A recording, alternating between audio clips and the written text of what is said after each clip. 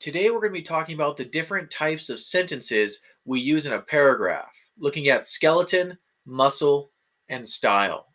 Our essential question is, what kinds of sentences do I use when writing? When we write a paragraph, it's not just a matter of getting 5 or 6 sentences together. In fact, different sentences do different jobs, and it's important to know the different jobs that sentences do in a paragraph. We're going to take a look at skeleton, muscle, and style because we're going to compare a paragraph and its sentences to ourselves and our own bodies as we go through and we look at our writing. There are 3 types of sentences we are going to use when we write a paragraph, and you can probably already guess their names by our title. The first is the skeleton.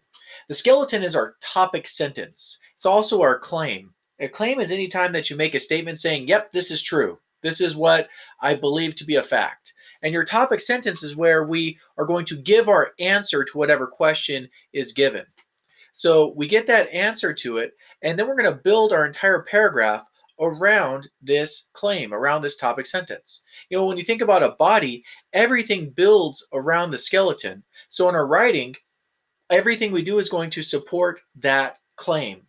That claim is going to be the entire purpose of all of our paragraph, that we're going to prove that that topic sentence is 100% true. It's very important when we're writing a paragraph, if we have a sentence that does not work towards supporting the topic sentence, we need to remove it. Everything in our paragraph has to support the topic sentence. And it's one of the most important ideas about writing that students need to understand.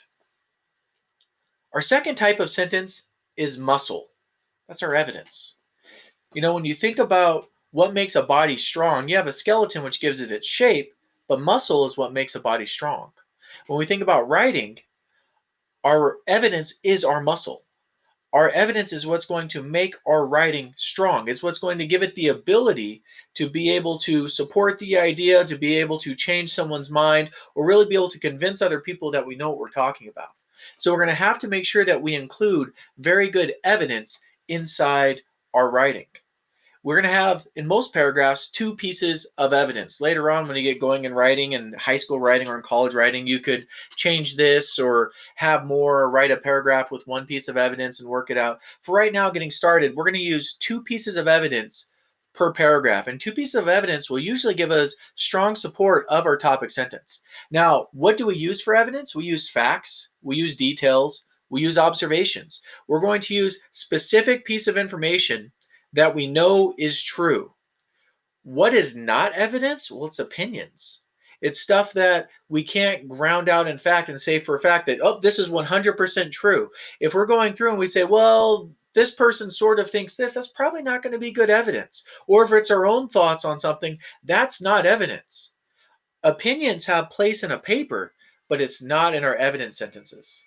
Another thing about all of our evidence sentences is we have to make sure that our evidence supports the topic sentence. Now, we talked about in the writing process lesson that we're going to find our evidence first and then figure out what that evidence is going to support and then use that to build our topic sentence. That way we make sure that our muscle, our evidence, is always making sure that our paragraph is strong.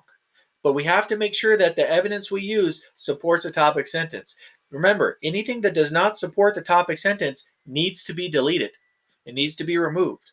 Law students get very frustrated because they write a paragraph, then realize afterwards, oh, I have to delete half my paragraph because this piece of evidence was interesting, but it had nothing to do with my topic sentence. Don't set yourself up to have to delete work.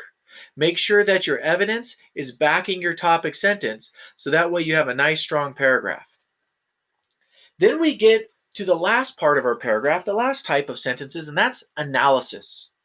And analysis I refer to as style sentences. When you think about what makes a person unique, it's going to be their style. When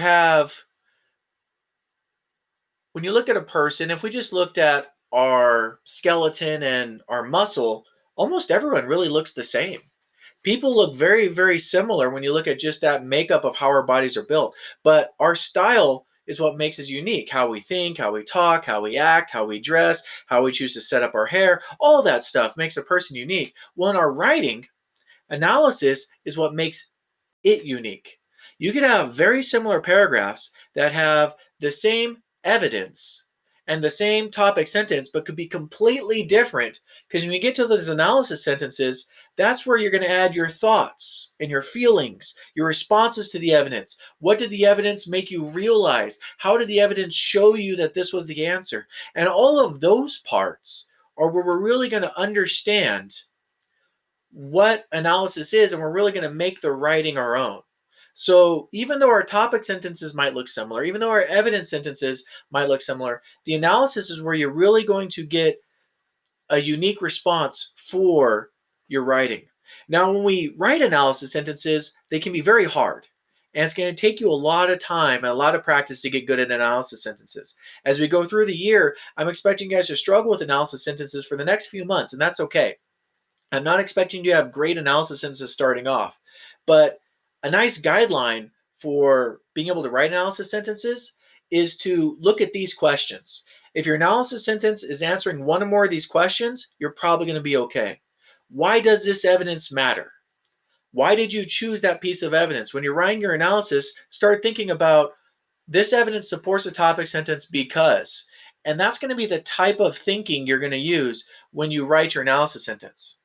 How does this evidence prove my topic sentence true? When you look at that type of question, if your analysis sentence is going in that direction, you're probably on the right track and you're probably going to have some good thoughts there. Why is this the strongest evidence I can use to prove my point? If you went through and had 4 or 5 pieces of evidence, but you really picked this one to support the topic sentence, there was a reason for it. There was a reason that it proved your topic sentence true. Start looking at that type of thinking when you're writing your analysis sentences, and you'll start to see the analysis sentences coming together a little bit easier for yourself. So we have those 3 types of sentence we're going to use. We're going to have our topic sentence, we're going to have our evidence, we're going to have our analysis, and with those, we're going to have some strong writing.